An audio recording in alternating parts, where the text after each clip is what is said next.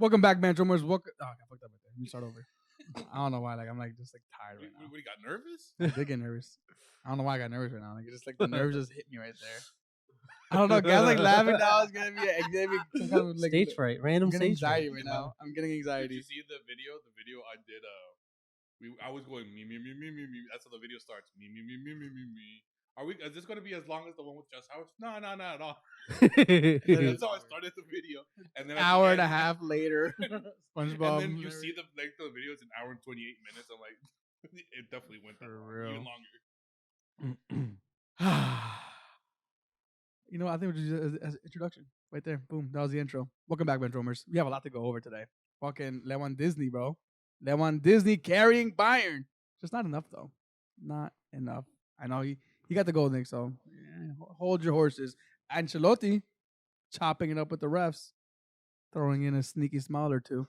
You know, Tuchel has something to say about that. That was definitely pretty good. Atletico Madrid showing they're more of a wrestling team than an actual footballing team today. That's something fun to talk about, right? And I think that's like that. Oh, Liverpool giving Benfica some slither of hope, which is kind of messed up. But Darwin Nunez, we got a lot to talk about there. Benchwarmers, we have a lot to go over today. Welcome back to another episode. Make sure you give us a like, a follow, all that good stuff is down below in the description. I am one of your hosts. My name is Eric. Nico Nick. John. Josue Dyer. And behind the camera, making sure all of our technical issues no longer arise. No, which is bullshit because it always happens. And it was Marco. Let's knock on wood. So yes, Power goes off. Shit. A lot to go over today. Champions League action, of course. We have Premier League predictions to give you guys and an update on the predictometer that we've been doing throughout the season so far. Changes. Yes. But before we get into all that, Guy, I do have to ask you, how did you celebrate National Only Child Day? By myself. It was great. Sounds. Did you buy yourself something? Like at least lunch? Oh, I buy myself lunch every day. I don't believe in holding on to money, apparently. Like, oh, money? I try not to, I try not to look at how much I spend every day on lunch, and that keeps me going. Dude, that because if I do calculate it, and I already know it's not going to be pretty. I'm there I'm there with you, bro. I've done it a couple times, and the amount of times I tell myself, I'm done. I'm not doing this anymore. But then I buy lunch the next day, and it's like, oh. When you think about it, some lunches go around $10, so it's. No, don't think about it. Don't think about it. If you didn't do breakfast, that could be more. It could be 75, almost 100 a week minimum. Cause yeah, a good lunch. If you're talking about a good lunch, $10. You're getting a drink, good meal with a decent side. Minimum $10 for a good lunch. So if you're doing that 5 times a week plus breakfast, yeah, man, that's you got $100 a week. Yeah, well, I'm saving money then because I don't eat breakfast. Oh, you don't eat breakfast? Why? Wrong? I get up with just enough time to get ready and go to work. I don't have time to stop for breakfast to make my breakfast, so I don't eat breakfast. I don't eat until whenever I get to go to lunch. If you go to bed early, you have enough time to wake up to make breakfast. But I do go to bed early, midnight, 1 o'clock. That's early for me. 2 a.m. sometimes. I feel like that's common though, because I do the same thing. I go. Well, I've been trying to cut that out lately, but. Dude, I feel like you go to bed pretty late too, right? Between midnight and 1. I feel like the only ones that really don't are Marco because he does have to be up really early. So yeah, he's responsible. You're pretty responsible. I'm off, and then you just hop off and don't say goodbye because you're. You learn from Jeff. From Jeff. So I learned from Marco. 11 o'clock, I'm off. No, I respect that, but sometimes I barely hear you. Like, and then just Nick left party. Oh, the days that honestly, last night I wanted that game to end, bro. Dude, that was atrocious. We've been having a horrible run of pro clubs lately. So, oh god, send us some good vibes. If you want to join us, make sure let us know, and then we'll try to get you in because we need all help us make it to Division 1. We're in Division 1. Help us win Division 1 or stay in Division 1 at this point. But I forgot what I was asking you right now. Getting up early. Oh yeah, just so time. why is it so much harder to go to sleep a little bit earlier, just to wake up earlier? Why is that so hard for us? I don't know. That's just what we're programmed now. That's just how we're programmed now. I remember seeing something. It's called or one of the things. It's called sleep procrastination, where when you're in your bed, you tend to go on your phone or watch TV because you feel like let's say you get home from school or work or whatnot, right? You want to have a lot of the day to you. You want to have as much time to you. So if you go to sleep, let's say, it almost feels like, all right, I come home, relax for a bit, sleep. But if you Mhm. don't go to sleep and you're on your phone or watching TV, it almost feels like you're having more of the day to you. You have more hours. Hmm. It's a real thing. I It's a agree good- with what Nico yeah, just I said, can see but that. I think I've lived it. But it's my issue was it's gonna sound weird. My issue was I preferred to stay up late because I didn't want to wake up to have to go to work because I hated my job so much. Back when I Ooh. had so I would purposely stay up till 2, 3 just to stretch out so that I didn't have to wake up because I know the minute I went to sleep and woke up, I had to go to work. At the time, I hated my job. You were dreading waking I up the was next day. dreading waking up. So instead of waking up, I would just fucking not go to sleep early. Damn, that's. God, do you hate your job? No. I mean, no, that's me. What Nico said, that's completely different. No, I feel like I'm actually Well, on somewhat. eh. I feel like I'm more on that boat right there. You know, I feel. It's a real thing. Damn. Yeah, I definitely Scientific agree with that. I thing. mean, Wow. I don't go on my phone when I go to bed. I always have an Audible on in the background, but I feel that way. That's why, because by the time I get home, I work 45 minutes away. By the time I get home, shower, eat, it's already 8, 9 o'clock. Right. And let's So say then it's at that Feed the point. cats. If I'm not right, if I'm not hanging out with my girl that night and watching a show, I'm like, okay, well, I want some time for me, so let's play some programs. right, and if you go Or to sleep, let's sit in the lobby waiting for everybody else to get on to play pro clubs, and we end up not playing pro clubs. You wasted your time anyway. Which- So then I have to stay up until 1 or 2 o'clock in the morning with Dyer playing Fortnite just to make up for it. Look, let's make a pact to each other, man. I feel like we should be bettering each other here, bettering ourselves, right? Okay. Let's go to sleep earlier. No. No, Okay. I know let's who's gonna stay. say it. I know who's gonna say it. Let's stay up later. No, it's not. Oh. I've been like, I've been getting to a point where I prefer waking up earlier with more energy than staying up late and playing video games now. Like I'm getting to that point. Like I'm just so tired in the morning where I wish I didn't stay up late the night before. Oh, I'm getting better at it. I mean, like I stopped going to sleep at 3. Now I'm going to sleep at 1:30. So, dude, Progress. I laugh. it's progress. No, I Progress. laugh because I was the same way. I used to go to sleep at 1 or 2, and now I'm going to sleep before 12 o'clock or Yeah, 12. It's definitely improved. Yeah. It doesn't bother me. I can function on little to no sleep. So Well, to me, it doesn't I mean, you matter. say you can function, but you're just skipping breakfast. I and don't need. eating- Yeah, I'm fine. I mean, So there's people can live without having. yeah, Yeah, but I'm fine. it's just, I mean, I guess I'm so used. I've been doing it for years. I'm so used to it now that I'm hungry, but I'll wait till 12 when it's lunchtime. Okay, see, that's not right then. Aren't you Yeah. supposed to eat like the big meals of breakfast and the little ones at dinner?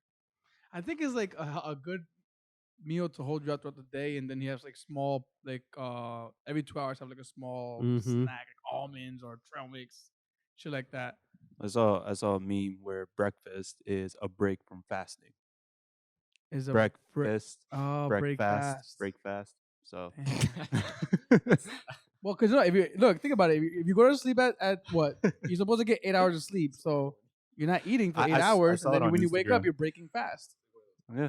Or you're breaking fast because you just ate like I'm Well, I running don't know. fast. All right, well look, that's our healthy portion of the podcast. Yeah. Don't listen to us. Don't take advice from us. That was our attempt to do a PSA and just be healthier, but obviously Yeah, we just had with the McDonald's. So. support of these guys and the McDonald's that we just had, that definitely won't go a long way. I'm hating myself right now, but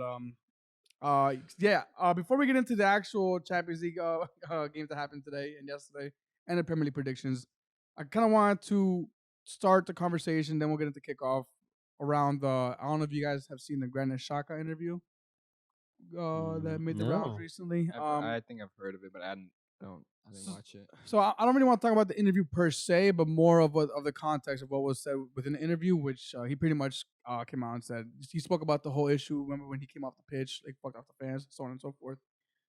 Long story short, he says he wishes he has a better relationship with the fans, that they don't see the work that they put in, that he wishes that the fans and the players could just have a conversation. And he really wants to be at the club. He wants to win things at the club, yada yada yada. But it really looked like it came from like a place where he was trying to get a message across. And then I see the God party. All the players are retweeting it, like I'm sorry, reposting it on their Instagrams. I started thinking about Bill and how he gets on the pitch and gets booed. Do you feel like this should be more of a conversation, more players coming out, doing interviews like this, kind of coming out to saying, like these fans, we get it, but sometimes they're just unreasonable? Well, Bale actually got booed this weekend. And he smiled too, which Yeah. I'm kind of happy he did because I think Bale did like some podcast with some American guys a couple years ago, and he was talking about the overall booing. He was like, "Yeah, 70,000 fans booing my name," and obviously it's never nice. Yeah, it doesn't feel good. Exactly.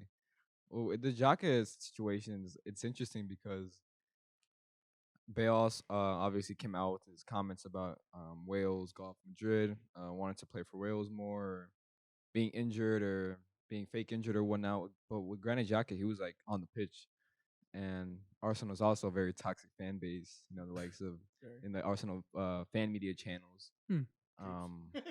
just AFTV. And If I mean, this is also I mean, you got League Gunner like we talked about, oh, but God, it's so dreadful. with the with Xhaka obviously on the pitch, and that time was it like early 2019.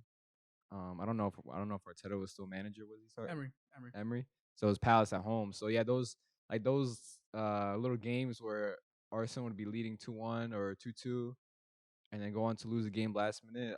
Our main culprit the main scapegoat was Granit Xhaka, just because he almost like when he got that when he got subbed off, he started doing like this to the fans. And prior to that, he was always kind of like the one who's kind of like riling things up because you know I mean, he's that guy. But yeah, it's his situation is weird because I feel like at the time when he started doing that and fuck off to the fans, I was like, all right, that's kind of disrespectful. I'd say the same thing. But I mean, it looks like he completely changed his overall like demeanor around, and I guess that's a credit to their overall like board and I guess the manager for really installing a culture. Obviously the signings as well. You just mentioned Odegaard, like those kinds of players who come in and actually see what's going on with the manager, what culture is being instilled with these players, and it's obviously looking good. I'm actually pretty glad for him because he's been through a lot of tough times with Arsenal and his fans. Yeah, just for Arsenal alone. But that's what I just kind of wanted to get your guys' thoughts. Like, do you guys feel like players should be coming out and saying these kind of like Maguire, should he do an interview? Be like, listen, man, like I know I'm better than this, but the fans will support me. Would you as a fan be okay with that, or would you be like, fuck off? Well, it would be a step in the right direction at least. I mean, he does come out and say, "Oh, we have to do better as a team. We this, we that." Well, no, you got to do your part too. Not we. Yes, we're a team, but there's also individuals that are part of the team. So do your part, lead, and everyone will follow. So yeah, it would be a step in the right direction if he actually came out and took responsibility. Yeah.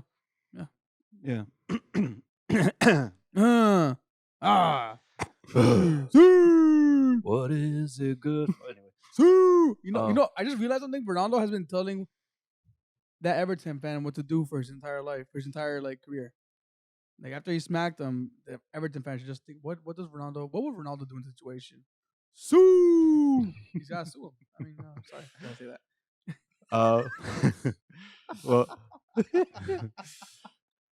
that. To go back to the Xhaka topic, I agree with Guy and I agree with Nick, of course.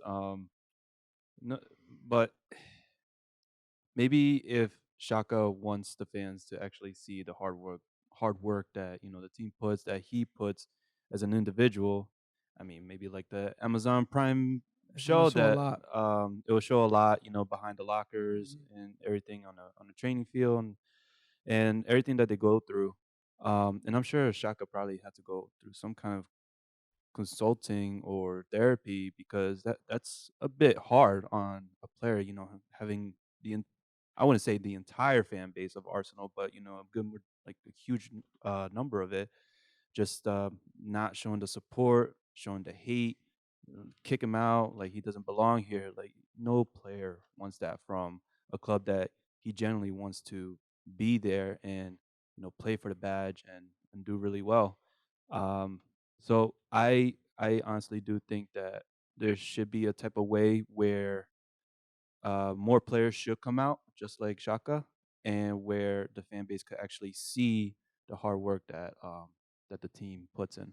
Yeah, it's definitely important, I guess, the way that the player tries to get the message across, because you do what Lukaku did. I mean, it just looks pretty bad, and everything looks like you're praising Inter as opposed to your current club. So was that interview with Arsenal Football Club or like another? It was another media source. I forget what it's on his Instagram page. But it was a pretty it was like not emotional, but I guess, a deep dive into that situation. So it was pretty interesting to watch because I mean, I've been one to give him stick too.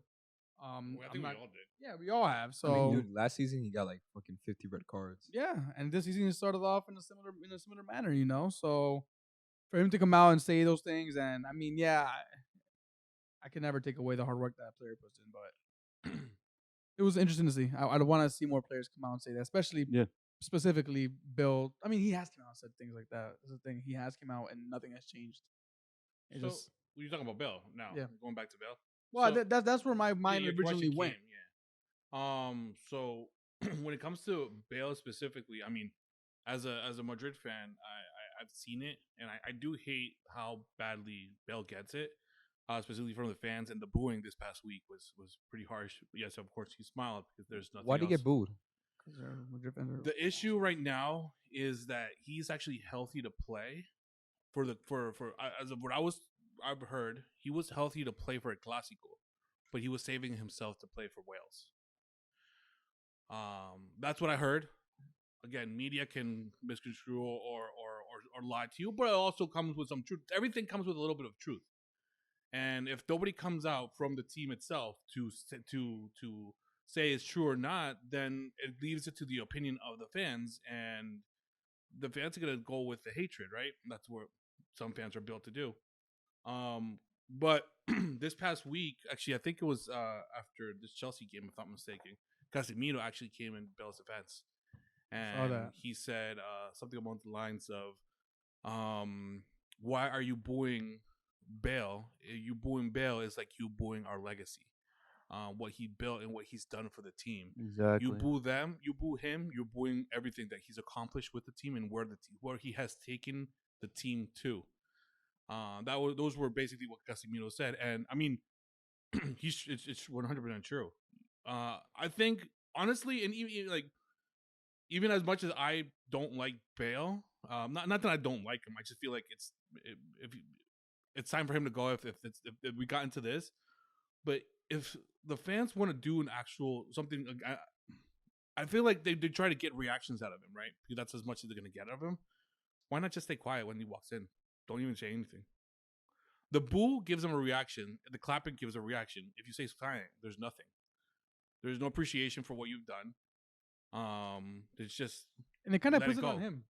Huh? It kind of puts it on Bale. Like if they don't boo you, if they boo you when you come in, There's a feeling. There's a feeling. there's a feeling, and and you know what? As a player, you'd expect him to not like really give a fuck. But if you don't boo him when he comes in and just let him do his thing, it's kind of like more pressure on him to like, all right, Well, not booing me. they Maybe I don't, should actually they don't play. clap. They used to clap me. Now they boo me. So now you're what, ignoring me? Fuck. let me do Like, something. okay, at least I had something before, but now there's nothing. I mean, that's just an opinion out of one fan. I mean, there's plenty of fans out there that might agree or disagree with me, but I mean, when it comes to the booing, I feel like it's just you're just booing what Zidane, Ronaldo, fucking everybody else that was part of that team, those 4 fucking trophies that we got Champions League were did. And it kind of does suck. And I personally don't like the booing. I'd rather stay quiet and not say anything. I think that makes it's a bigger message than booing and then him smiling and just carrying on. But I do think that in any team, and Real Madrid and Arsenal, I think that their teammates should come out and say something. I like what Casemiro did, and I like what all the Arsenal guys was at least retweeting the video of Xhaka explaining what had happened last year. Yeah, that's one way to start the episode. I wanted to get that question in, and I loved where it went. So I think we're ready for kickoff now. Now we can talk about some footy that actually happened. You ready? Let's do it. I was like depressed, like damn. I'm just sad now. Damn, too. No. But I'm gonna get happy once we talk about these games. We got Bayern getting knocked out by Villarreal. Nick is Yellow happy. Nick, why are you submarine. happy? You should be upset that Lewadisney Lewandowski is the only one trying to actually do something. What did He Nando scored a what did goal. Nando say? Lewandowski? Oh, Lewandowski? Oh shit. All the Lewandowski, Disney. It's true, man. But on Bayern, I've been telling some people, bro, these guys aren't that good. I told Marco on the way here, look, they're great in attack, right? Kingsley Coman, Leroy Sané, Serge Gnabry, Thomas Muller, Jamal Musiala, Lewandowski. And then you look at their defense, right? Like Upamecano, Nicolas Sule, Lucas Hernandez. They still have Benjamin Pavard. He's still living off that goal The from France. the France goal against Argentina. Yeah, their overall like defensive structure, and then like that hipster they have a manager and Julian Nagelsmann. Like I don't know. I don't like them. I really don't. I was really glad they got knocked out. At the same time, I was kind of sad because like if they went through, they would have got packed like 5-0. I'm so confident. But yeah, I'm glad Bayern got knocked out. But credit to Villarreal and Unai Emery. Now, shifted to Villarreal. What are your thoughts on this revisionism from Arsenal fans on Unai Emery? Dude, man, it's recency biasm, and it's Arsenal fans not looking at the full context of the situation. There was obviously a language barrier when he was in England. The players didn't understand what the fuck he was saying. Dude, that shit was funny. You could see that, and even the English media were making fun of the way he talks. That's not funny, but it's like It's funny. You can laugh at it as long as you understand that it was wrong and you're not in favor of it. We can still laugh. It's fine. It's the face of it. Good evening. It was fucking hilarious. Don't get me wrong. I was saying I was laughing about it too, but I mean, you could pinpoint so many things. Like you say, Arsenal fans thinking about Emery. I mean, Coquelin is on that team too. He was an Arsenal bunch player. of PO rejects. Literally what I have here: Premier League rejects proving their worth. Emery, Capoue, Coquelin, Foyth, Lo Celso. Serge Aurier. So yeah, like all these. Forgot he was there. All these players, like who are Premier League rejects, beat Bayern Munich, one of Europe's biggest teams, favorite teams, I would say. So I mean, yeah, it's easy. It doesn't fit. It doesn't help the narrative that Emery won Europa and is now moving on in Champions League, especially when you look back at all of the other players who have left Arsenal. Thierry Henry, Fabregas. I'm drawing a blank right now, but like players who've go on, Van Persie go on and lead the club and win trophies that we haven't either won or won recently. So it's just more bad. It's just like you said, toxic fans. The league gunner is probably having a field day with this right now. He's probably having a field day, and dude, you have to hear his take sometimes. It just is mind blowing. But so yeah, I mean that same question to you. You're seeing Lo Celso, Foyth, these players already kind of doing the business. How does it feel as a Spurs fan? Like, oh, why didn't you fucking do it for me? No, I actually I actually don't feel that way. I'm actually happy for them. I mean, Foyth he won the Europa League with Villarreal. He was already there. And then Lo Celso, he's getting what he wanted, and I'm actually happy for him. Same thing with Aurier. These Aurier, he wanted to stay at Spurs, but like he just of course he wanted to stay, but they didn't want to go through his contract, so he's like, all right, then I'm just gonna go. Then that's why he put in the transfer request. But to answer your question, I'm actually really really happy for them, and I hope they make it far. They are truly the underdogs right now, giant killers. Knocking out Juventus first, now Bayern Munich. Who they face next? Liverpool. Who knows what can happen? But it's also a bite in the ass for Bayern's coach, because apparently, when the draw was made, he said that let's just finish this in the first leg, light work in the first leg and all that kind of stuff, and it bit him in the ass. And I think the player Dani Parejo was the one that acknowledged that and said that to the media. But I mean, round of applause for Villarreal, because they didn't even make it to Champions League because they finished in the top 4 in La Liga. They were outside of the top 4. They made it because they won Europa. To Guy, you were saying that Villarreal kind of have to put all their eggs in again. They have to go all out for European competition. They're gonna have to go all out because the last time I checked, they're in 7th place in La Liga. They're 8 or 9 points behind that 6th spot, which is now the Conference League spot. So they have to go. They have to go all in. So if they want Europe next season, that's gonna be an interesting tie against Liverpool, who also historically have some beef with each other, right? Villarreal. Yeah. Oh, am I thinking about somebody else? You're thinking about Sevilla. Sevilla. Sevilla beat Liverpool in Europa League final. That's right. I'm thinking about what was that, 6 years ago? 7. 20. Do they have a yellow uniform? 2016. Sevilla? Sevilla? They might have. No, they have They might white. have a secondary uniform as yellow. Or because yellow, remember, both teams are or red. Liverpool were. Oh, I think you're No, right. I think you're Liverpool thinking were- about Villarreal knocking out United in the final of they the beat them Europa last League season. last season. And that one when Yeah. Alberto Moreno was like, "Get out, Get out, get out, right, United." right, Yeah, right. that was I'm that confusing- one. I'm confusing. Oh yeah, but whatever. This will be an interesting tie for a team who literally at this point has nothing to lose now against a Liverpool side who have Hmm. everything to lose. I mean, granted, Premier League is out of your hands, but interesting tie to come up. I'm more curious to see the knock-on effects for Bayern. Lewandowski is rumored to leave. Are there any other? I think Alfonso Davies is actually might be on his way out too. Or am I mistaken in saying that? Alfonso Davies? Yeah, I thought I read some rumors I, that he I might be. didn't hear anything about him. Well, there's rumors about Serge Gnabry He's leaving. but on a free though. Him, yeah. Kingsley Coman as well. So, So they have a couple tricky situations, but they have a ever since Thiago left in 2020, they've been kind of like failed to replace him. I think a couple people think Joza Kimmich is like a kind of similar profile to Thiago, but not really because Kimmich is more of a like a killer pass type of Hmm. I guess DM. Thiago is really the one who keeps it ticking. They've kind of failed to replace him, so they have a pivot of Leon Goretzka and Jozo Kimmich, and the goal that Villarreal scored yesterday. And although Thiago isn't in like a defensive midfielder, a type of player who destroys or distress play, but there was no real like six in behind Jozo Kimmich because Jozo Kimmich doesn't. He's like his position. If you look at his sole position, he looks like he plays as a six, but he kind of leaves space vacated behind him, so he's kind of like some pseudo six that, like I said, that hipster Julian Nagelsmann Yeah, puts in place. But they've kind of failed to replace him, and also that back line is it's horrendous. it's absolutely horrendous. Bring back what's his name, Dante. Dante, he was nice, bro. He was? 2013 Bayern. Dante, Yeah, Metz, but Dante. fucking kicking. Dante and David Alaba. Who did he kick in the groin? Royce in that Champions League final. But yeah, no, Bayern had, but they'll keep winning the league. But I'm pretty sure Bayern fans just want the Champions League. Like Bayern fans literally celebrate that they lose in the league to make it seem like Bundesliga is another great. Look, there's no Bundesliga in the semifinals now. You know what I mean?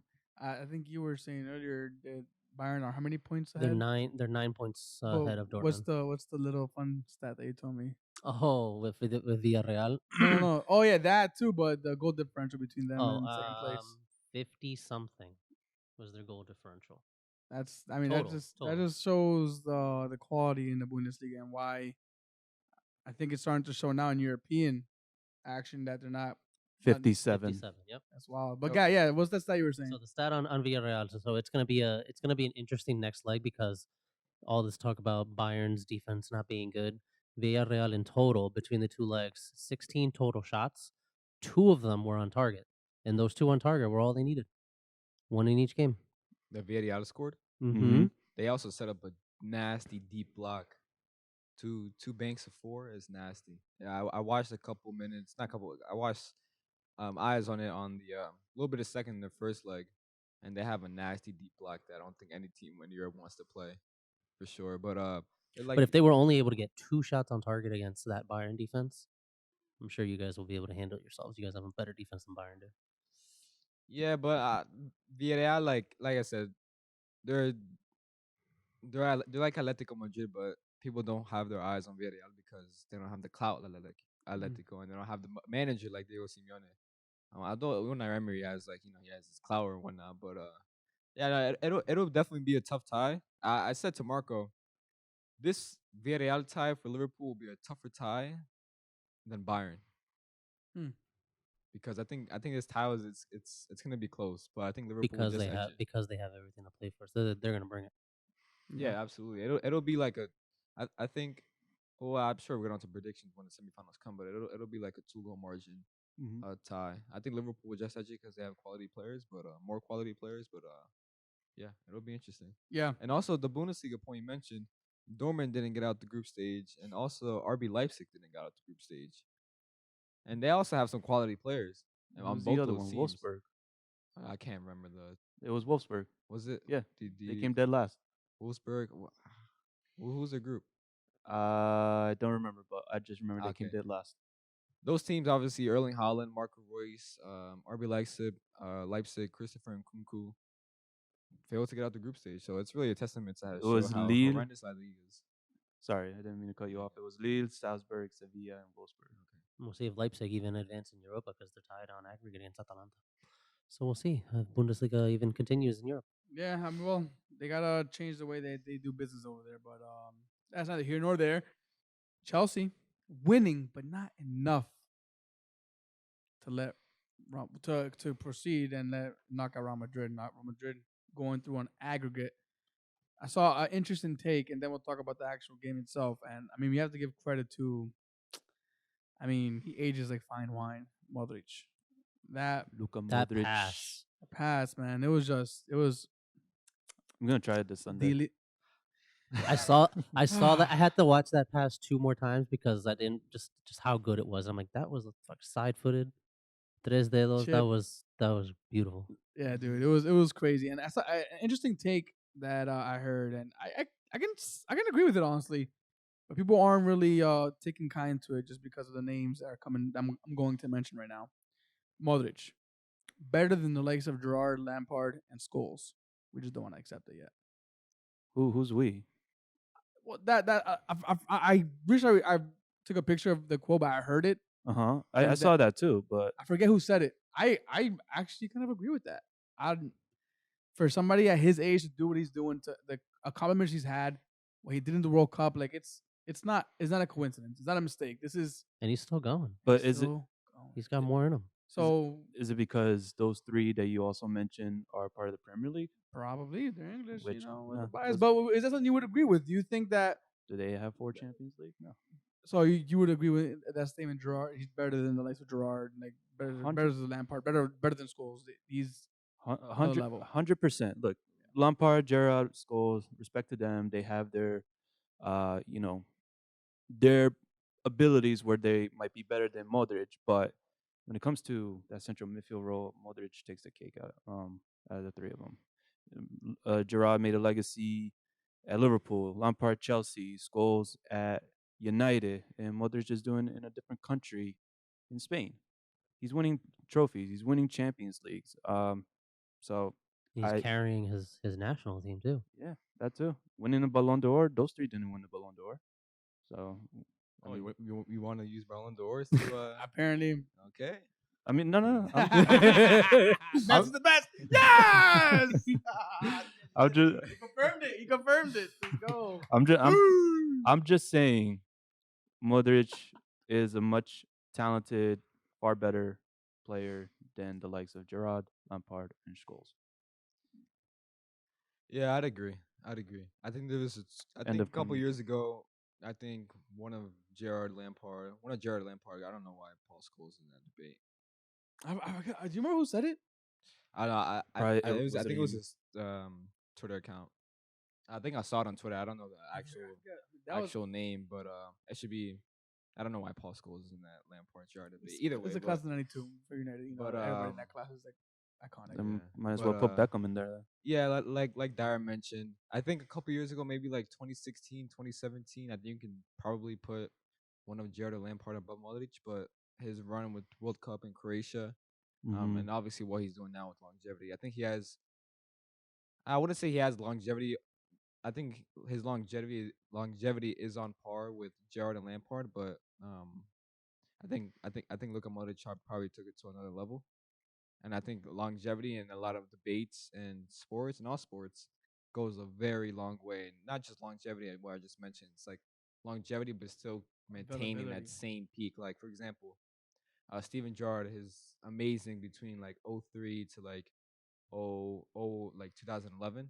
Because 2010 he was also very solid. And that was a little bit towards the back end of his career. Obviously, 2014, 2015 slowed down. Frank Lampard moved to Man City. Paul Scholes as well. Modric, when he came from Tottenham, I think he was 24. Came from Tottenham in, what was it, 2012? 2012. 2012? Yeah.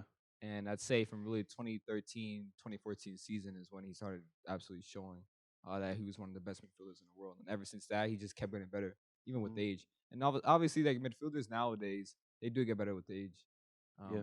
Andrea Pirlo, like Iniesta, it also Xavi. depends what kind of midfielder. Because if you're like That- the controlling the midfielder, you'll get better with age. But if you're like a Patrick Vieira or like a destroyer, you'll start to slow down with age. Mhm. But Modric Yeah. is like he's phenomenal. Yeah, so yeah, I would have him over those three. Guy, yeah, chicken said. Okay, I think that answers that. All right, cool. But yeah, man. No, but we should also have the debate on like if he's better than those, like also like Xavi and Andres Iniesta. Okay. So I didn't want to. So I wrote it, but I took it out because I felt kind of stupid putting it in there. But Xavi and Iniesta to me are still probably just that extra level above him. But He's getting there. he could still play ball with them, though. You know what I'm saying? Like those two had a individually, he's probably as good as them. But as a duo, Yeah, it's the chemistry that they built yes, for years. that's the thing. As a duo, what those two did is I think irreplaceable. But as an individual, is he as good as them? I would probably say yes, honestly. As good as them or better than them? I don't know if he's better. I'd say as good. Okay. And again, individually, skill wise, like technicality, 100%, I would definitely put him along them. But if you tell me if I would rather have a duo of Toni Kroos and Modric or Xavi Iniesta, I'm gonna take Xavi Iniesta. I personally agree too. But in the group chat, I said like if it were to be a 4-3-3 formation, I'll put Xavi, Modric in the middle, Iniesta. Mm. That because this is from what I've seen throughout my life of professional footballers. I never got to see Patrick Vieira because I never had the EPL. So, Yeah. but I will put them hands down world 11 of all time. Those three. That's Marco. Is there any Real Madrid midfielder that you would like say is better than Xavi and Iniesta? Oh, bro. I mean, the only closest one would probably be Modric and Kroos, honestly. I mean, it depends if you put Zinedine Zidane That's what I was classified gonna as say. Like, it really midfielder. depends if you put him in the midfield. Zidane was there. Raul also played midfield sometimes. So the Guti did too, but they're not to that caliber. I feel like we all know what those. I think is that if you with anybody else, that pairing would not work. In the sense that if they had to be together, and that's why they're always forever will be known as the perfect pair, the perfect, in my opinion, perfect trio with Messi. And Busquets behind him. But yeah, with that, I mean, with them two, I think they're just they're in our minds as part of history because of what we've done together. Where would you put Modric amongst them? Amongst those? I would put, if I had to rank them all three, Iniesta, Modric, Xavi. Oh, okay. Oh, that's interesting. Have you had to rank them? To be honest, I put Xavi, Iniesta, Modric. Okay. I would probably put Iniesta, Xavi, Modric. I would second that one. Xavi, Iniesta, Modric. Actually, I would have Modric ahead of Zidane all time. Same. I think Zidane was obviously I didn't watch him, but I've watched a lot of like clips and parts of games with Zidane, and obviously like we all know Zidane's technical ability, class on the ball, Juve, Real Madrid, his headbutting ability, right? But like I think Modric's longevity, I think that really just put over Zidane, at least for me. That's Marco. How do you digest that comment? I can see it, just based on trophies. Just based on trophies. Yeah, I mean, nah, that's not. I wouldn't. I mean, I can see based on trophy. Modric has done a lot more, but overall, like if you put side by side, I still think Modric is hands down a different type of midfielder than what Zidane was. I just feel like Zidane had a little more flair, more. Well, yeah, had a little different spice than what Modric brought. It was more of a Madrid legend. Yeah, in your opinion. But I think it's hard. I mean, it's like, dude, Zidane was a coach. Zidane's yeah, but like Zidane's football and legacy is crazy. Right, so yeah, as a footballer, who has a better legacy? I think is probably because if you say Real Madrid legacy, Zidane was a part of a player campaign and as a coaching campaign where he's won.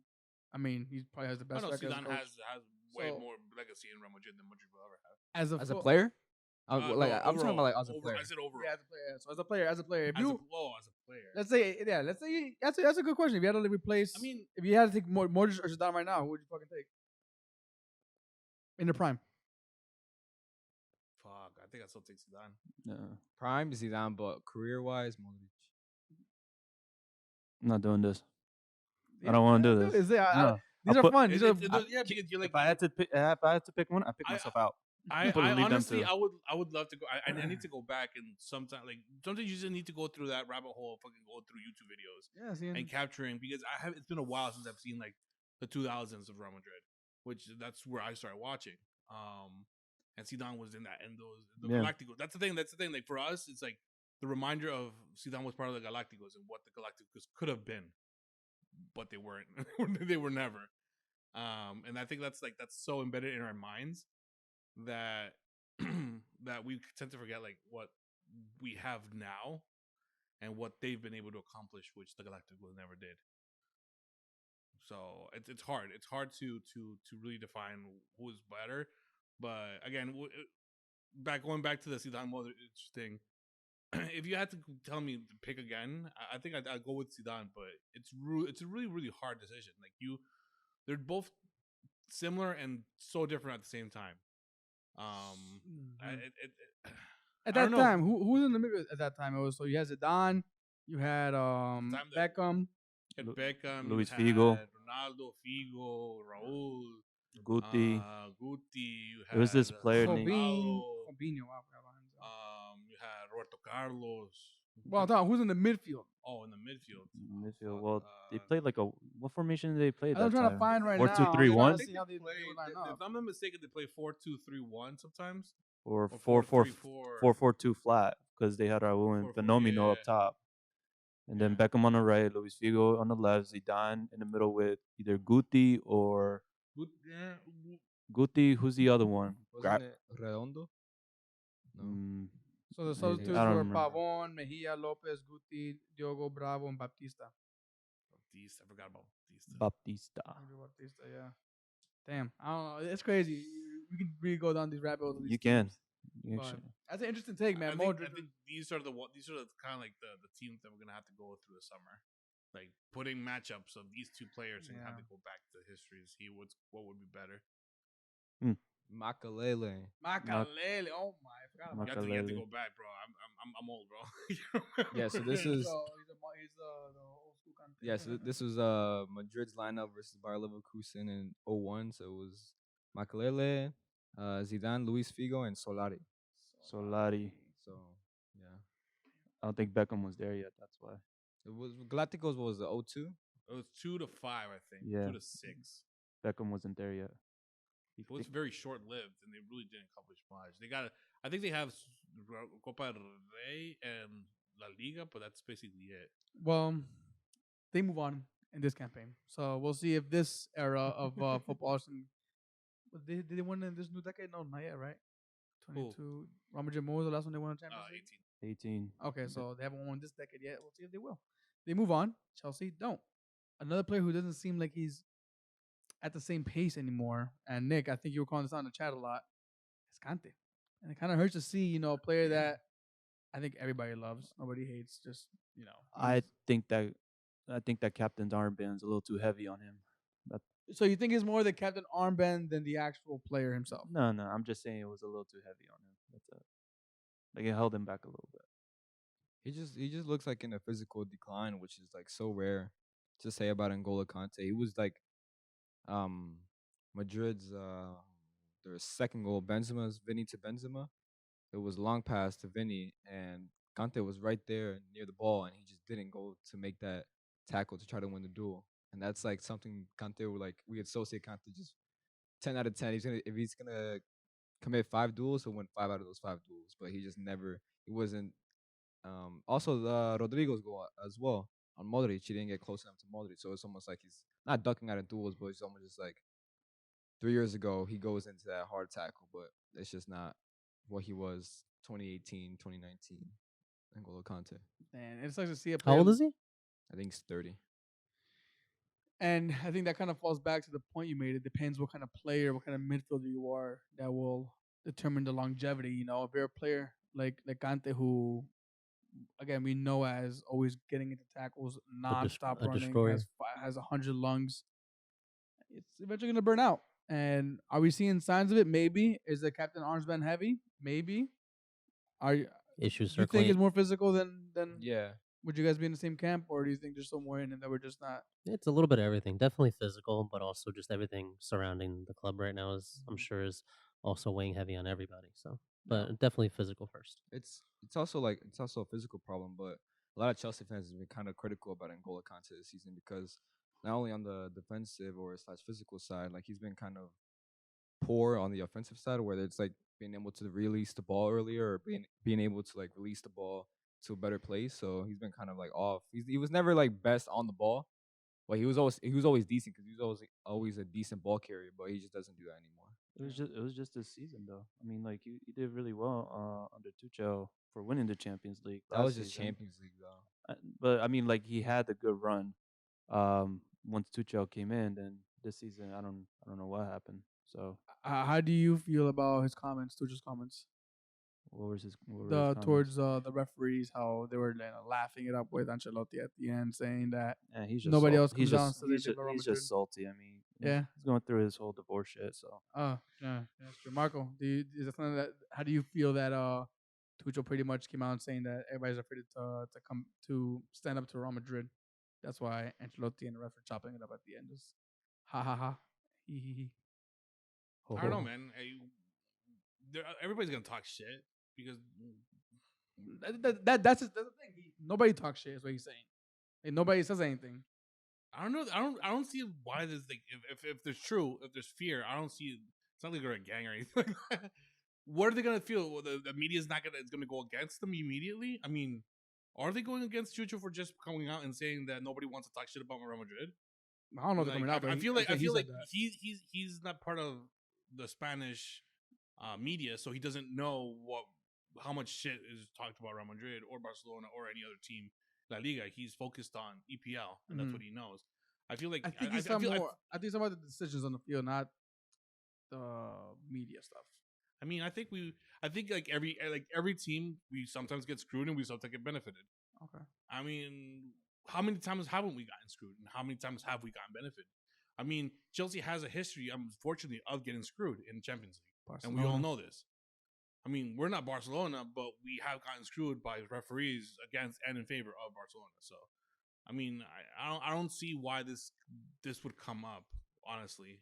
But I mean, hey, he has a right to say whatever he wants to say, and it will backfire, or some other people will come out and start talking shit. But at the end of the day, how many times have I mean? Again, everybody has walked.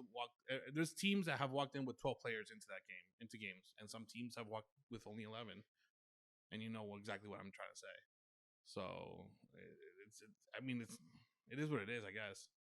I think he's just getting upset. I mean, okay, how are you gonna get upset with the referee when your team was actually up 3-0? Who was it? Wasn't it? Good point. Didn't they come out? Sorry. Didn't they come out saying that it was? I think it was for years ago for a Clásico. I don't know if it was a Roman. It was a U.S. versus Mexico. Thing is that one of the referees was being friendly and laughing with one of the Mexican players. I think it was Chicharito, some shit like that. And they started talking shit because they were friendly. I'm guessing they have to see each other outside the field. Like, this is common sense. You will eventually Small see, or world. we will ref one of their games eventually. And I mean, how many times have some of these these refs not refed one of the Real Madrid games? EPL doesn't have any of their refs in the Champions League, if I'm not mistaken, because they're shit. Suck, yeah. So these refs know Arteta or whoever is there. Sorry, not Arteta. Sorry, Ancelotti. Ancelotti. Because even today, something came out that Ancelotti has been, I think, is the first coach to be in 4 different decades in the semifinals of Champions League. So he has history. Of course, people, coaches, refs are gonna know who he is, and they're gonna have a laugh with him. Ancelotti, does he not give credit as much as he deserves, or is he just kind of one of those vibes managers? Some days it works, some days it doesn't work. I think at least in my opinion, I think he's one of those vibes managers.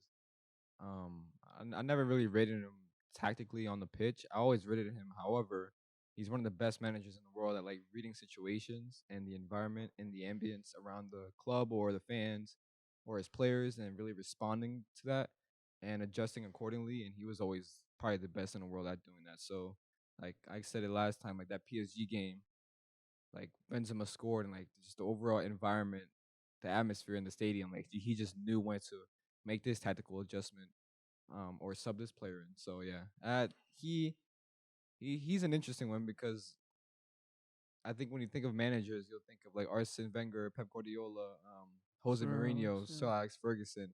You never kind of like put Carlo Ancelotti because I mean he won AC Milan Champions League in '07. I think I he's. think in '02 as well. What Or was? no, yeah, '02. What's the He stat? won I with think Chelsea too, I think, right? No. Oh, no, I was he won the Premier League with Chelsea. Yeah, he He's won won at Real Madrid. one Champions League with Madrid, 2 with AC Milan, and I think he is one of. I think there are very few managers who have won 3 different Champions League, 3 or more Champions Leagues. Where would you rate him amongst Real Madrid managers?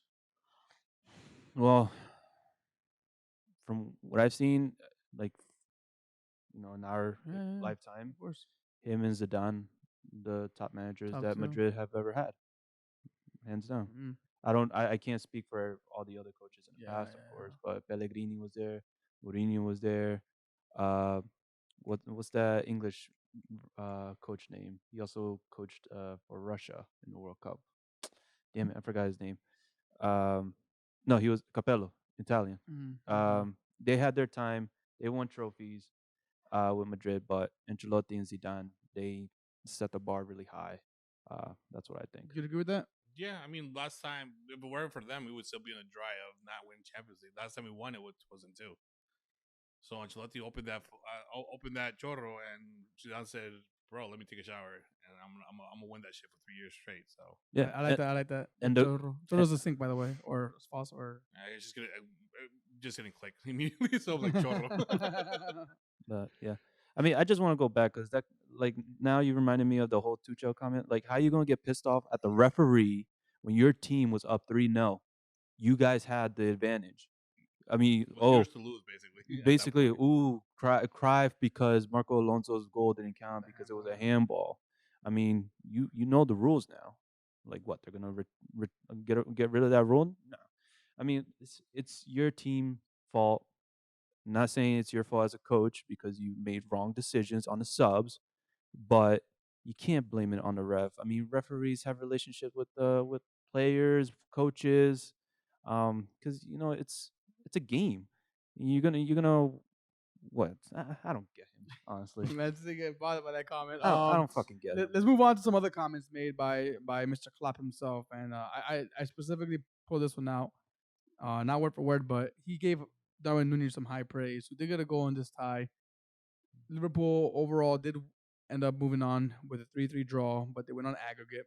Gak, I want to go to you first, and then Nick, we'll talk about Firmino and Simica's brace of goals and assists today. But Darwin Núñez, the excitement around him, the potential of him going to possibly United or Arsenal right now.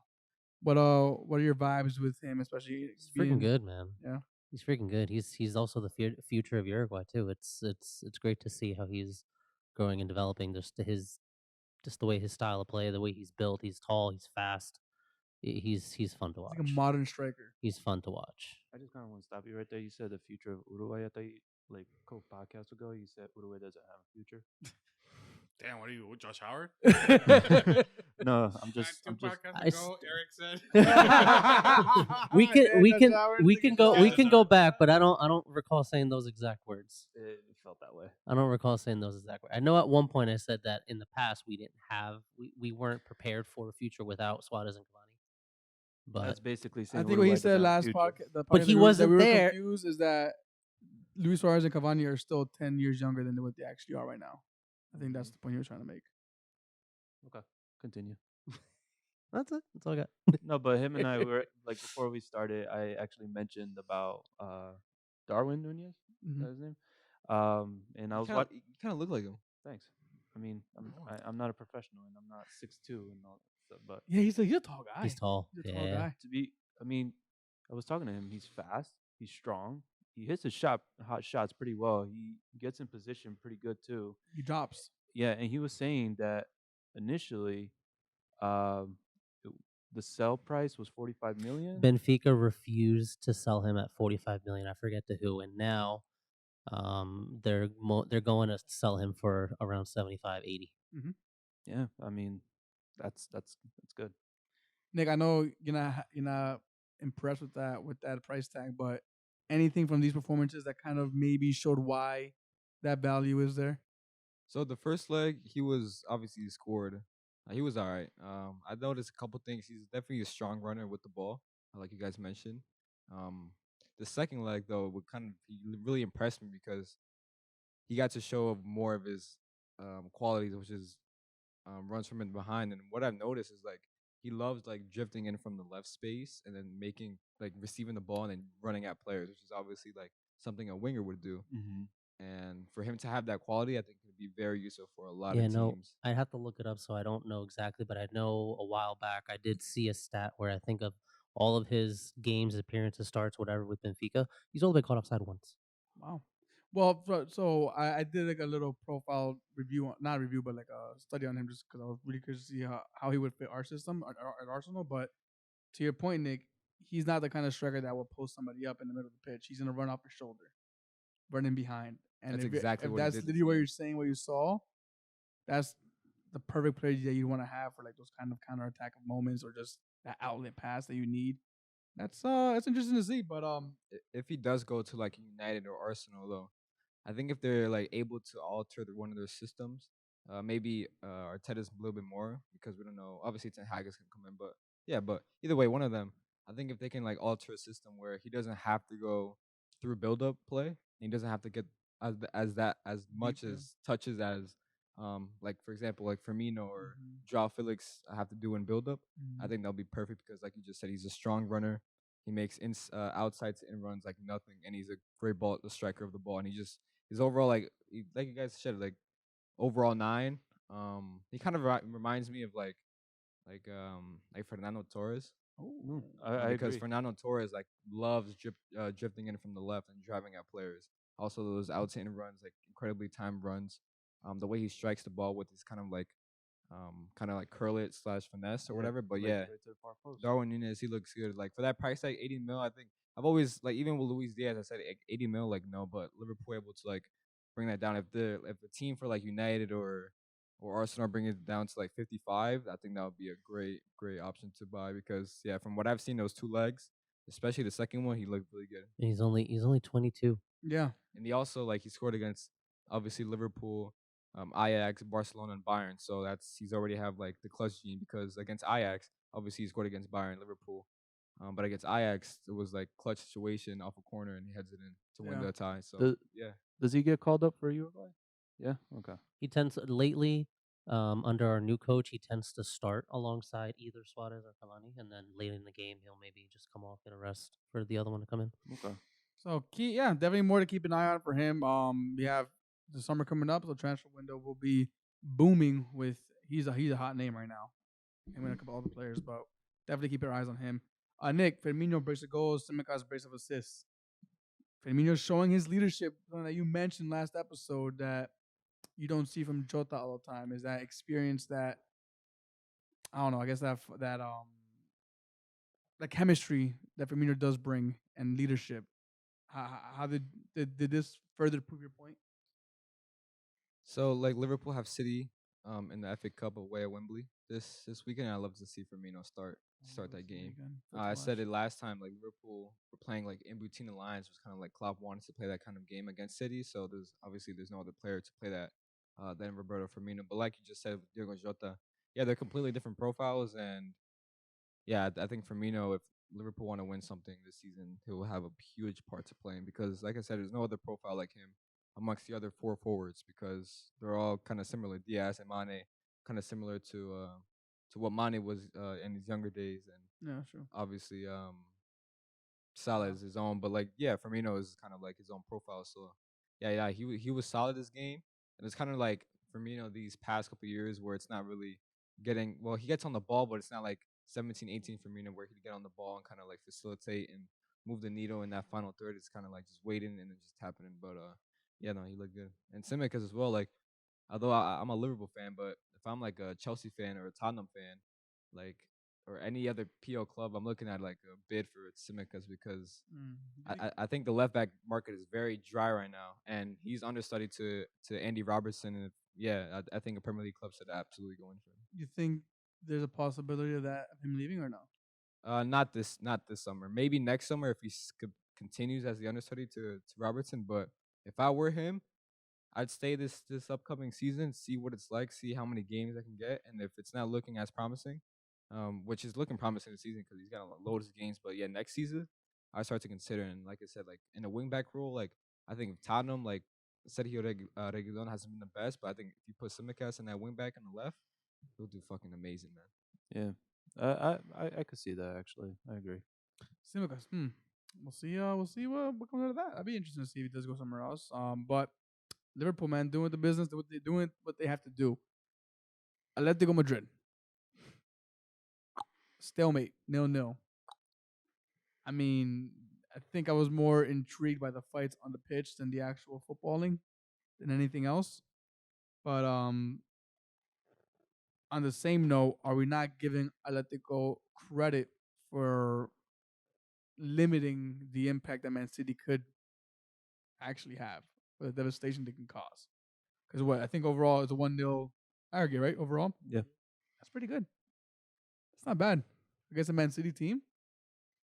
Are we not giving Atletico the credit they deserve? Jose? Or are you more just sort of fuck them, burn the EFC, get them out of here? Nah, they put up a real good fight against Man City. I mean, they were smart with that, 5 defender, 5 midfielder role, 0 strikers. They were pretty smart, and who knows, maybe other teams that Man City will come against in the future will use that tactic, like learn something from it, or maybe adapt to it and make something better of it.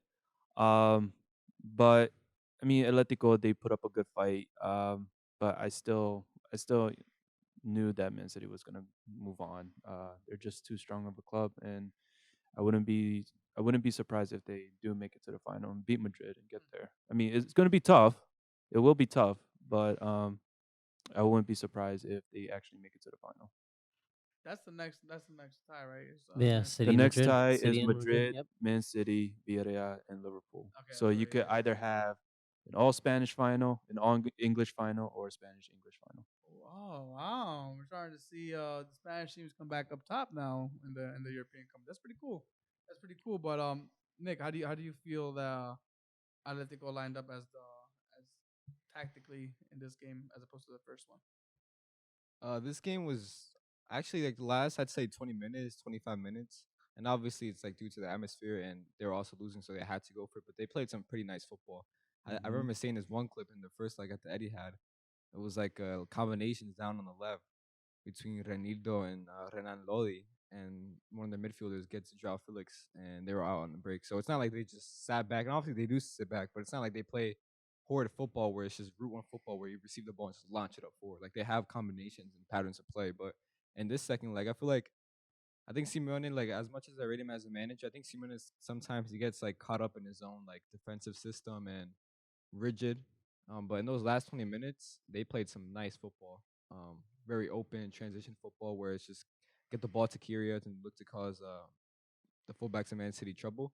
I think if he were to implement that more across the next couple of seasons, I think they'll do a lot better. But just because they have a lot of quality players, Yannick Carrasco, Joao Felix, Rodrigo De Paul, Mhm.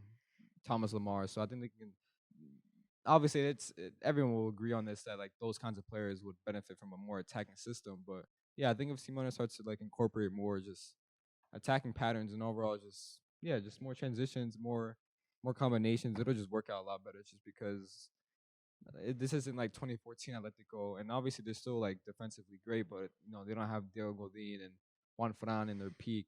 Mhm. Like they have a couple good defenders, but it's not like and obviously like Prime Coque and a couple other midfielders. So yeah, Diego Simone should start. Lastly, yeah, as an Atletico fan, Oh, that's funny. Pull up the photo. With Suarez on my back, supporting my compatriot. Okay, continue. Who might that's, leave? that's all I wanted to say. He's gonna get a Darwin Nunez Arsenal jersey. Oh. You have a Valverde one? Yeah. My Madrid shirt is You have a Valverde. you have a Tottenham No. Benfica one? Come on. Listen, there's a line. Ah. There's a line. No Uruguayans wants to go to United. Well, anyway. real quick, just before we move on, I did see a tweet earlier, which I do agree with in regards to Atletico. They are an entertaining team to watch when they are not playing your team. Just because when they're not playing against your club, because they are super frustrating. Yeah. But when you watch them play as a neutral, they're fun to watch. Just the shithousery, just the shithousery, and then like Nick said, they do have some combinations to play. So when they do get on the front foot, it's nice to watch. Ooh, what can happen now? I was like, oh, they're not defending anyone. They can actually run with the ball on their feet. It's pretty fun to watch. But I think that line that you were talking about, Gat, has officially been drawn, and we are moving on to our Premier League predictions for the weekend. Marco, do you have an update on the Predictatron right now as to where we stand? Yes, as of today, Eric is in first place Okay. with 25 points. I'm in second with 22. Nick is in third with 20. And right at the bottom, Gat and Sweat tied up at fourth and fifth place with 14 points each. Hey, Damn, we suck. I caught up. Well, let's see if you guys can continue moving on up or moving on down. Even depending in how you look at fantasy, it. I caught up to you. Huh? I'm only Relax. 25 points behind you in Yeah, fantasy. Gat's That's the a whole only separate way- podcast. That's a whole separate I- podcast. Do I smell a bet? No. Ooh. I mean, we betted last night in Fortnite. That's different. So Wait. Good So wait, are you talking about a bet for That's a fantasy different or a podcast. bet That's for a- Either this? one. That's a either. different For the podcast. Predictatron. That's a different podcast. He's not gonna beat me. That's a different podcast. All right, well, Beat you in what? Are we betting for the Predictatron? Either one, he said, or both at the same time. All right, not the Let's do the Predictatron. Predictatron because we're all here for that and we can all witness that. Okay. The fantasy is more. I don't know why you even do it because you don't want to talk to yourself about it. But also, I started late. every day, oh my fantasy, and nobody answers. Like, bro, like, I feel bad. Like, I mean, I don't do it, so No, I can't it's- answer you. I get my The only one fantasy. that can answer is Nico or Diego because they're still fighting each other for first place. I don't even know. I didn't change my team this past Diego and I give each other so much shit when it comes to fantasy all the time. But I think there should be a bet for the Predictatron that we do. I'm interested. I'm intrigued. What are some things that you guys are willing to do on camera or off of it? Wink, wink. We'll figure it out. Hot sauce? What's up with doing hot sauce, bro? I love hot sauce. You can't use that against me. Yeah, I because love hot No, sauce that too. hot sauce is. Let's do it. Give me 10 hot sauces. I from, did the one chip challenge and Hold on, I have you been- survived over an hour without drinking milk to wash it down. So I'll be This- good. Give me this- whatever hot sauce. The cinnamon challenge. No, but it's not about how spicy it is. It's fucking disgusting. Ah. I mean, well, look. How about this? If we can cut this portion out and air it to the public out there who is watching this, we want to have a bet made for these two gentlemen over here for our Predictatron that we give every week. So we're giving our predictions, and whoever has the best and most accurate results by the end of the season between these two, because Marco said they should bet, and I'm pushing for it. So What? Yeah. All because he said. anything All that takes because me out he's of the picture. catching up in Hold on. fantasy. And Hold now on, we got hold to on, bet on Time everything. out. How about we do this? We work together to try to catch up to them, and they come in third and fourth. No, because it's your Ooh. own choices. Yeah, that's true. You 'Cause can't. otherwise You we'd can't. be You agreeing. can't. You can't. Otherwise That's a we'd little be different. agreeing. We'd be agreeing with Unless everything. Every single one, you're like, yeah, Okay, then whatever just Gat make says. smarter picks. Okay. I'm doing pretty well because I started late and I caught up to your ass. Yeah, you did. Wow, he's talking shit about you, bro. That's fine. wait. What's going on right now? I just completely lost track of what's going on right now. Yeah, There's what's- teams what's- now? what's- Is there teams in this bet? What just happened? There's no teams. Jabs at Gat. There's no Gat doesn't realize and looking at me like I'm doing something. I'm looking at you because you're talking, so I want to give you attention when you're speaking. So I'm looking at you.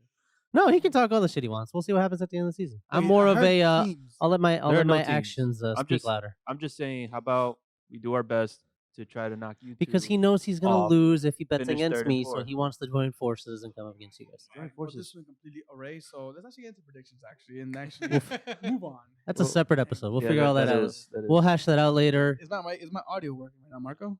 Is it? Should be, yeah. Are you sure? Yeah.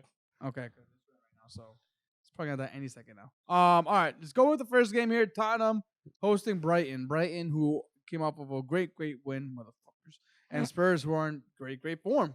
Josue. We're gonna have fun with this one, but Brighton is a tough team. they do tend to be a little aggressive, but I'm gonna go Spurs 4 Brighton now. God. 4. Yeah, God dude, damn. they have been scoring goals. They have been scoring goals. Dude, your head must be hot this past couple weeks. Dude, honestly, I have like about 3 Arsenal podcasts I listen to regularly. I listened to one since like the past 2-3 weeks, just because I don't want to even like think about it. I'm just so upset right now with where we are. But yeah, go ahead. Sorry, Spurs Brighton.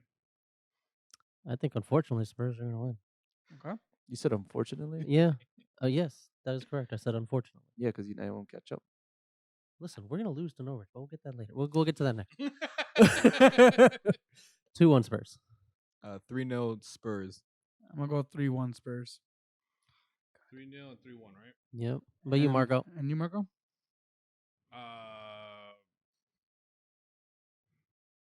2-2.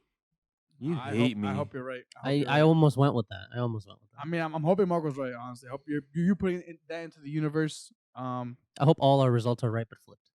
But Marco, honestly, I hope you're right. Manchester United, Norwich. What's that? United's home. United is at home, which doesn't mean It anything. doesn't mean anything else anymore. I think they're gonna win 2-1. United 2-1.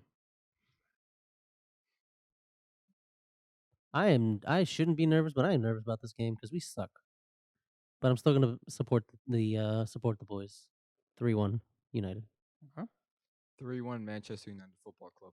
Yeah, I think you guys do win, but not 3-1, 2-1. Yeah, I mean we'll see.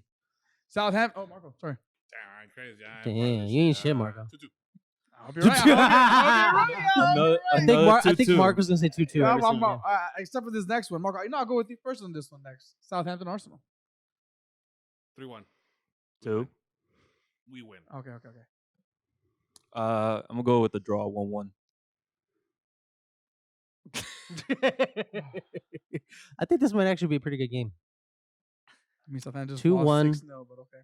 2-1 Arsenal. And he comes Nick with his bullshit fucking prediction too. Here we go. No, 2-2. I think it should be comfortable. 2-1 Arsenal win. I'm going comfortable win. You know what? I'm not going comfortable win because it's not been comfortable the past fucking 2 weeks. But I mean, 3 games. There has to be. There has to be a response. If we lose this game, don't expect us to be next episode. I'm not going to be here. Zoom call it is then.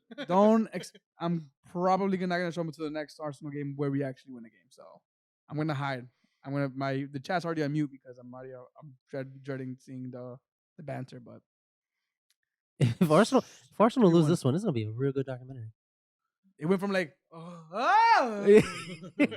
Roller coaster. It's like a fucking roller coaster ride, bro. But yeah, I'm going 3-1 Arsenal win hopefully on this one. And Marco already gave his prediction.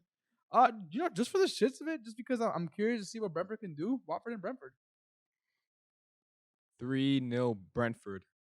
2-0 Brentford. 2-0 Brentford. 2-1 Watford. 2-0 Brentford. 2-2. 2-0. Oh, I did 2-2. I think he was thinking 2-2, and then he spoke 0.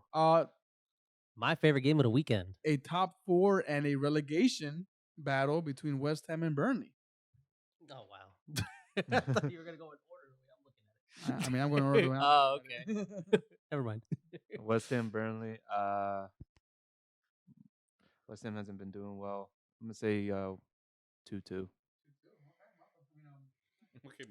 Okay. 2-1 West Ham. 2-0 West Ham. I'm going to go 1-1.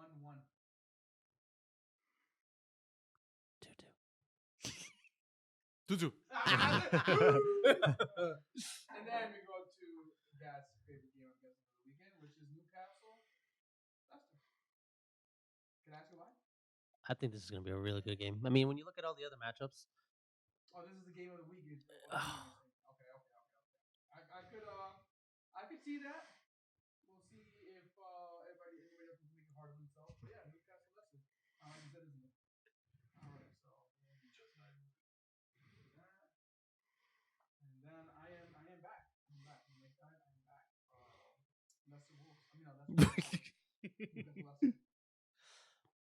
3-3. Jeez. After all that, I know 3-3. It's gonna be it's an entertaining ass fucking game. I agree with the amount of not the amount of goals, but high goal game, but 3-2 Newcastle. 5-0 Leicester. Bull. Damn. For fantasy purposes, who do you think is scoring? Because I still need to figure this out. I mean, if he's so confident, I need to get in on Tried this that just in last week, case. didn't work. Just in case. I'm gonna go 3-1 Leicester. What's the game? Leicester what? Newcastle home to Leicester. Oh. 2-2. Why ask what game? You're gonna say 2-2 anyway. FA Cup. Right? Ooh. Who is getting the first? No, it's just Semifinal? it's just semis. Yeah. No. It is a final, a semifinal. Who's getting the first? We're going to the final after this weekend. That's a tough one. We have to see how bad these injuries are for KDB and Walker. So unfortunately, Liverpool. Who's Liverpool going up against? You said FA Cup, right? Okay. Don't say 2-2. No, we're not doing scores. Just checking. Now you're awake. I know the question. I think You Liverpool. know the question. You don't know the context. Who do you think is moving on to the final? Man City or Liverpool for the FA Cup? Liverpool. I'm gonna have to agree with all of you. Nick, are you as confident as we are for your team? Yeah, with KDB and Kyle Walker out, I'm more hopeful. But I always look at Man City and they always just outplay us every time, ever since like 2 years ago. But whatever. 2-0 Liverpool. 2-0 Liverpool. Oh shit! We're giving scores. 2-1 Liverpool. 1-0 Liverpool. I agree with 2-1. All right. 2-2 penalties. It's gonna be 2-2. We're gonna go to extra time. Who scores? Who scores the 2-2? Fuck you, man. Give me one. I'm already looking at the future. You can't make me. All right. So keep going. Who scores in overtime, or is it going overtime? Going overtime, of course, bro. No, who's scoring overtime? Oh, Or is it going overtime penalties? scores. It's No, going penalties. Okay, who's the first one to shoot the ball? I'm gonna tell you who's gonna miss. Who the fuck is missing the penalty, bro? Sterling. Stop. All right, you heard it here first. 2-2 penalties. Sterling misses the pen. If this happens to Dude, a I team, mean, last time it did go to penalties, but the wrong team won. if this happens, No, you said the complete. You said the complete opposite. You were like, who's winning, Liverpool or Chelsea? He was like, well, what did he say? He said that this season win by penalties, and then they lost by penalties. and then he's No, like, no, and then he's like, I but they went to predicted- penalties. I predicted that it was gonna make it all the way to penalties. It's just that I chose the wrong team to win. Oh yeah, that was it. So you chose Oh, wrong. yeah. So you got it wrong. You still got it wrong. So my prediction doesn't count because I didn't say that it didn't go to penalties. No, they got the Nobody wrong. called it to go to penalties. Did But the nobody- team you wrong- call win? Prediction that made it to penalty. That's a prediction. No, But that's the not our prediction that question. matters is Is the who one who wins. wins or Fuck lose. outta here. We're not asking. Do you prediction is think? there. We're not asking. Do you think it's going to end in regulation, in extra time, or penalties? Well, that's not what we're asking. Well, honestly, if you're a betting person, take on Marco's bet. That probably pays out some crazy odds. So I mean, if you put like $10 on it, you make some good money. You never fucking know. That's the beauty of this game. 1-800-GAMBLER. If you have any issues, you or someone else you know. All right. With all that being said, I think we are wrapped up for today's episode. Is there anything that you guys want to get off your chest? Anything you want to? Well, we went over bring up? one. We went over one. If The other FA one Cup is game. Chelsea. What about and Chelsea, Crystal Palace? Oh, I mean, Oh, you're gonna write them up. Yeah, Crystal you Palace never- is gonna win. never know. Crystal Palace is gonna win. You never know. Crystal Palace has been in the final before, okay. within the last, I think. Fine. I'm sorry. 6, I'm 7 sorry, years. Crystal Palace and Chelsea fans out there. Go ahead. You don't I'm a believe it, Chelsea yeah. hater. Crystal Palace in the final, winning the whole FA Cup. I mean, I respect the energy, and I hope it's true, but I don't think it is. I think Zaha's gonna carry Crystal Palace to the final. 2-1 Crystal Palace. 2-1 Crystal Palace. I'm going 3-1 Chelsea. I believe in you, Patrick Vieira. 2-0. Damn. I didn't get to choose my score. Let's go. 1-1. Oh, They here we go. Extra time. They go to penalties. Who For- misses? Who misses? Who misses? misses? Jorginho misses the skip. He trips during the skip. No. Kepa goalkeeper or no? That should be the money right there. Is Kepa gonna be in the goalkeeper or not? No. No.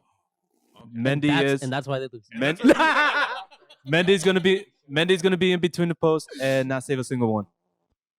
And Well, then Kepa did last everyone's time. gonna say like, you should have started Kepa. You Yeah, exactly. subbed in Kepa. It's just the whole. Wait, are you guys fucking really cycle. believing this, or are you just kind of putting it into the universe? No, Put when it in the Chelsea universe. beat It Palace would be 3-0. funny I'll if be it's true. Because we can exploit this. That the fact that we said this.